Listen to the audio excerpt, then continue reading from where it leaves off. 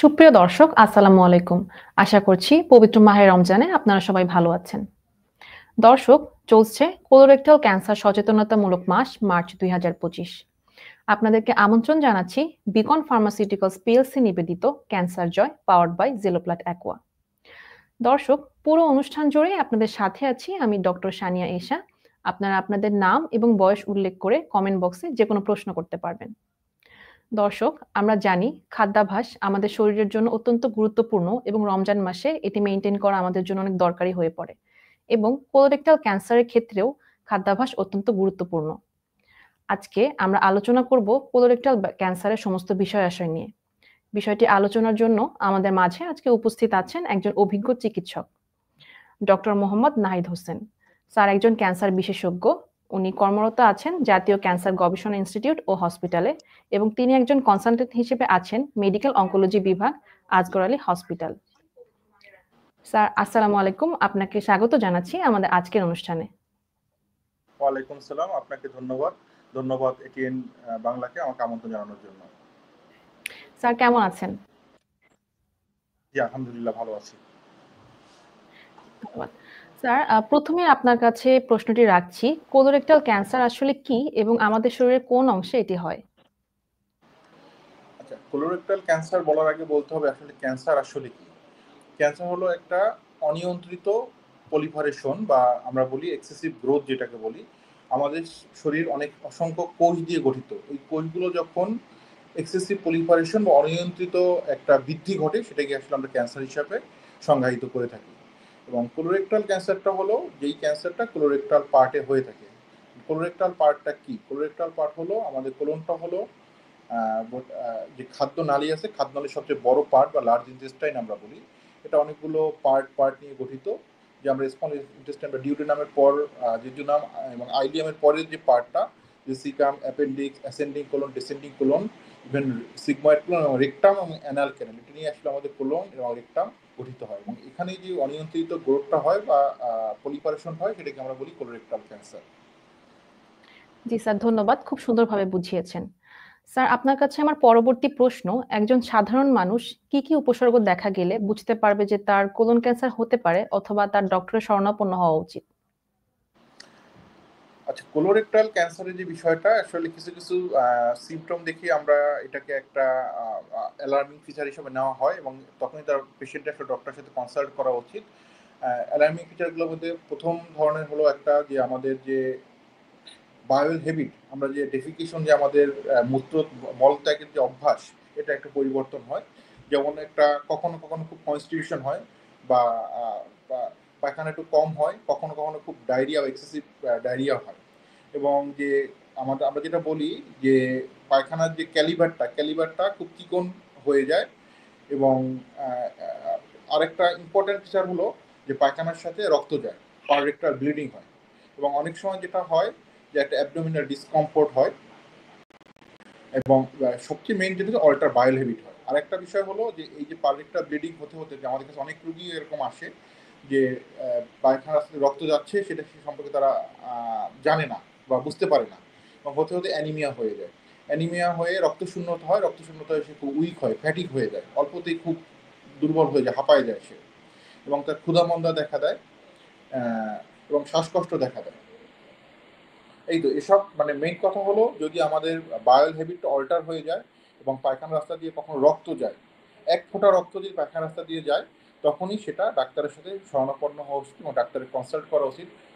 এই যে রক্ত গেল বা আমাদের যে বায়োল হ্যাবিটটা হঠাৎ করে পরিবর্তন হয়ে গেল, আমরা ডেইলি একবার বা দুইবার বাথরুমে যেতে পারি, কিন্তু যখন ঘন বারবার হচ্ছে, যখন এই অভ্যাসটা চেঞ্জ হয়ে গেল, তখনই ইমিডিয়েটলি ডাক্তারের সাথে কনসাল্ট করা উচিত। জি স্যার, বুঝতে পেরেছি। স্যার আপনার কাছে পরবর্তী প্রশ্ন, খাদ্যাভ্যাস আমাদের কোলন ক্যান্সারে কতটুকু প্রভাব ফেলে? আচ্ছা, কোলন ক্যান্সার এটা যেহেতু খাদ্যনালীর ক্যান্সার, অবশ্যই খাদ্যাভ্যাসের একটা বড় একটা ভূমিকা আছে। আসলে যদি আমরা ভাবে এটিওলজিক্যাল কারণ হিসাবে উল্লেখ করতে যাই, কোলন ক্যান্সার অনেকগুলো কারণ আছে, তার মধ্যে একটা হলো খাদ্যাভ্যাস। তো কিছু কারণ হচ্ছে জেনেটিক কারণ বা ইনহেরিটেড কারণ। আসলে এটা তো আমাদের হাতে কিছু নেই, এটা জেনেটিক কারণ। আর যেটা আমরা অ্যাকিউয়ার্ড কারণ বলে থাকি, সেটা হচ্ছে খাদ্যাভ্যাস। খাদ্যাভ্যাসটা হলো যে আমাদের যে আমরা ফাইবার জাতীয় খাবার, যেসব খাবারে ফাইবার বেশি, শাকসবজি যখন বেশি খাবো তখন কোলন ক্যান্সারটা প্রিভেন্টিভ। এবং অনেক সময় আজকালকার যুগে দেখা যায় আমরা শাকসবজি এগুলা খুবই অ্যাভয়েড করি, ফলমূল খুবই খেতে চাই না। আমাদের বাচ্চারা, অ্যাডাল্ট যারাই বলেন না কেন, আমরা শাকসবজি ফলমূল খেতে চাই না। এবং আমাদের আরেকটা খাদ্যাভ্যাস হলো রেড মিট। আমরা গরুর মাংস, খাসির মাংস এগুলো খুব পছন্দ করি। এগুলো হচ্ছে কোলন ক্যান্সারের একটা কারণ। আর একটা হতে পারে যে আমরা প্রসেসড ফুড খাই। আজকাল বাসায় অনেক বাচ্চারা বা সবাই খুব প্রসেসড ফুড খায়। এই কি বলে সিঙ্গারা, সমুচা এগুলো বানানো থাকে। প্লাস ফাস্ট ফুড যেগুলো খাই, স্যান্ডউইচ, বার্গার, যেটা মানে আজকালকার খাদ্যাভ্যাসের যে একটা খুব, বাচ্চাদের বলেন অ্যাডাল্টদের বলেন, খুব বেশি একটা পায়। এই যে প্রসেসড ফুড বা ফাস্ট ফুড এবং less dietary content, less dietary fibre content, শাকসবজি কম খাওয়া, ফলমূল কম খাওয়া, এটা ভাজা পোড়া বেশি খাওয়া, এটা একটা কোলন ক্যান্সার অন্যতম কারণ। এবং এই যে রোজার মাসেও দেখা যায় যে আমরা জি খুব স্যার। আনহেলদি খাবারটা খেয়ে থাকি। যে আমরা খুব ভাজা পোড়া বেশি খাই, এই পেঁয়াজু, বুট, বিভিন্ন ধরনের ভাজা পোড়া খাই। এবং আমরা পানির পরিমাণ কম খাই, এবং আমরা এই সময় আমাদের দেখা যায় তরি তরকারি, শাকসবজি খাওয়াই হয় না। এবং এগুলো কোলন ক্যান্সারের অন্যতম একটা ডায়েটারি কজ আমরা বলতে পারি। জি স্যার। আপনার উত্তর থেকে বুঝতে পারলাম যে ভাজাপোড়া খাবার আসলে আমাদের কোলন ক্যান্সারের ঝুঁকি অনেক ক্ষেত্রে বাড়িয়ে দিচ্ছে। তাহলে চলছে রমজান মাস। তো রমজান মাসে ইফতার এবং সেহরিতে আমাদেরকে তাহলে এই খাবারগুলো পরিহার করে কি ধরনের খাবার খাওয়া যেতে পারে যাতে কোলন ক্যান্সারের ঝুঁকি থেকে আমরা দূরে থাকতে পারি? আমাদের যেটা আসলে বেশি করতে হবে যে আমাদের প্রচুর পরিমাণ পানি খেতে হবে। আমাদের একটা দীর্ঘ সময় আমরা ফাস্টিং থাকি বা রোজা থাকি, তখন ডিহাইড্রেশন থাকে, আমাদের প্রচুর পরিমাণে পানি খেতে হবে। এবং আমাদের যতটা সম্ভব এই যে ভাজা পোড়া আমরা যেগুলো খেয়ে থাকি, এবং বিশেষ করে অনেকে আমরা যেটা খাই যে ইফতারটা বাইরে থেকে এনে খাই, আউটসাইড দ্য হোম।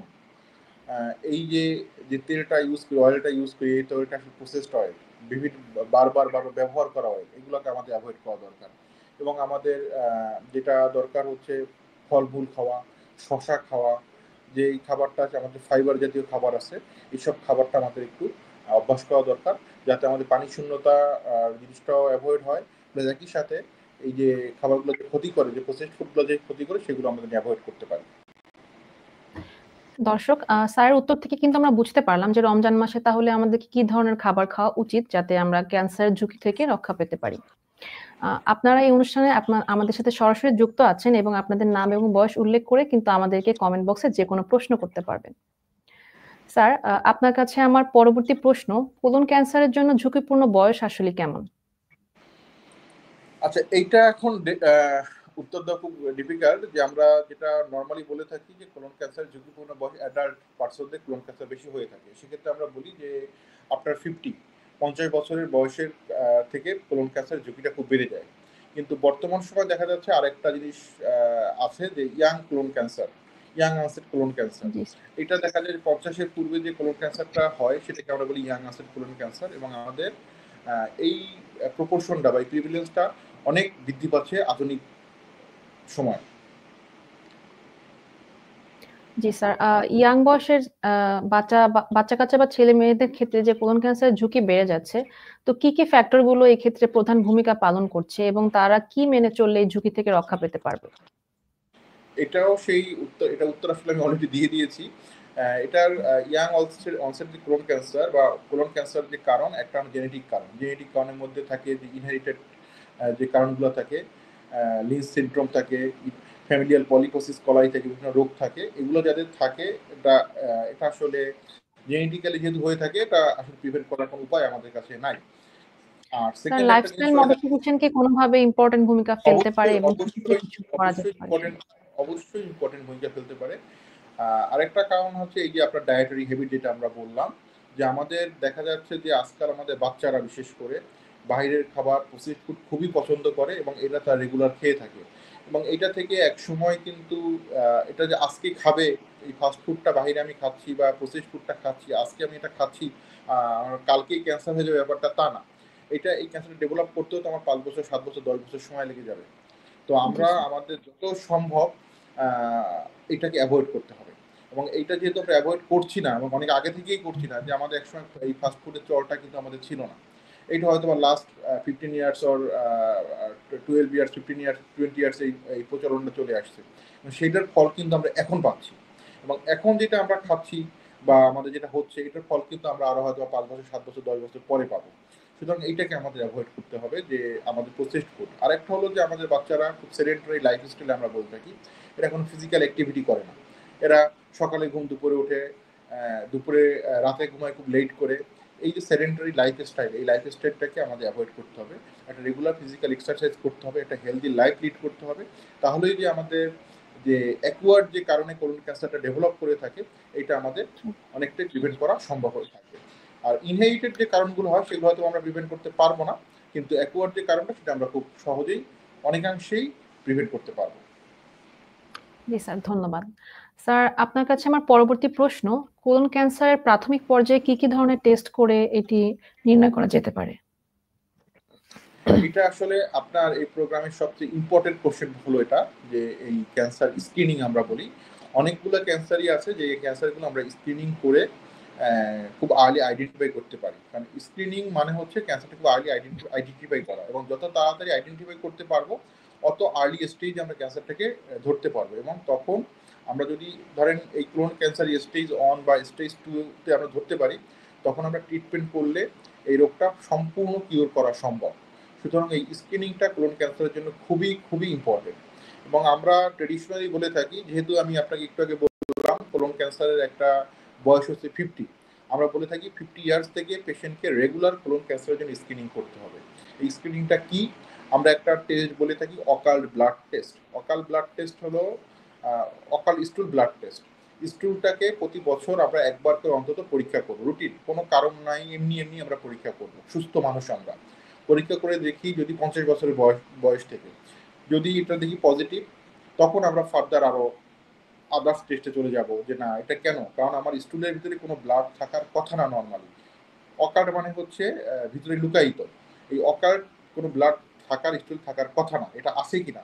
এই অকাল্ট ব্লাড টেস্ট আমরা এভরি ইয়ার, প্রতি বছর করবো।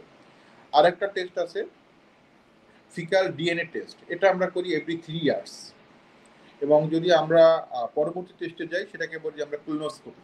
50 বছর বয়স থেকে প্রতি 10 বছরে একবার আমাদের সুস্থ মানুষের কোলোনোস্কোপি করা দরকার।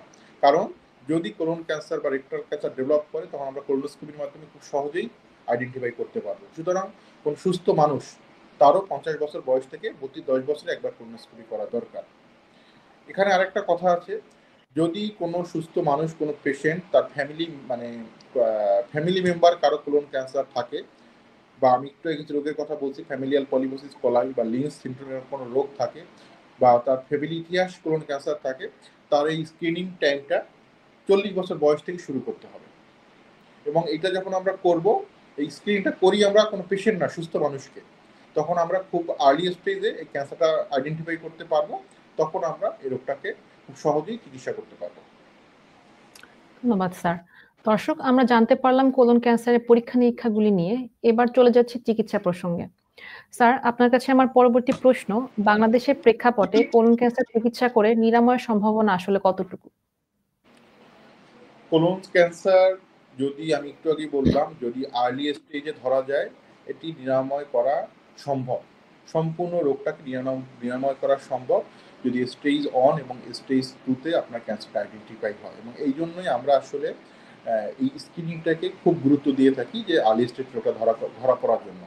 কারণ কি, যদি আমরা স্ক্রিনিং করে না থাকি, আমি অনুষ্ঠানের শুরুতেই আপনাদের কিছু সিমটমের কথা বলেছি, যে অল্টার বায়োল হ্যাবিট বা রেক্টাল ব্লিডিং, অ্যাবডোমিনাল পেইন, এগুলো খুব দেখা যায় যে পায়খানা রাস্তায় ব্লিডিং হচ্ছে, আপনি এটা অ্যাওয়ারই না, আপনি জানেনই না, পেশেন্ট তো জানেই না, অনেক পরে সে জানতে পারলো যে তার এই ব্লিডিংটা হচ্ছে। বা আমাদের গ্রামগঞ্জে অনেক পেশেন্ট আমাদের কাছে আসে, অনেক বিশেষ করে মহিলারা আসে, তারা এরকম ব্লিডিং হচ্ছে, তারা এটাকে আসলে কোনো গুরুত্বই দিচ্ছে না। তো যখন আসে তখন রোগটা কিন্তু কোনো অ্যাডভান্স স্টেজে চলে যায়, এবং যখন কোনো ক্যান্সার অ্যাডভান্স স্টেজে চলে যায়, তখন চিকিৎসাটা করা আমাদের জন্য খুবই কঠিন হয়ে যায়, এবং সেটাকে আমরা বলি আসলে কিওর করা সম্ভব না।